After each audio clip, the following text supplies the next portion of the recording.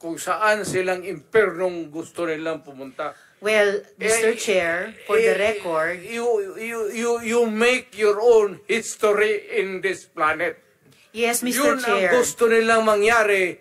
Doon sila sa impyerno at doon tayo magkita. Well, Mr. Chair, wala namang jurisdiction ng Senado sa impyerno. Dito lang sa bansa natin pwede tayong mag-investigate. Doon tayo pupunta. Well, wala po akong ambisyon pumuntang impyerno pa.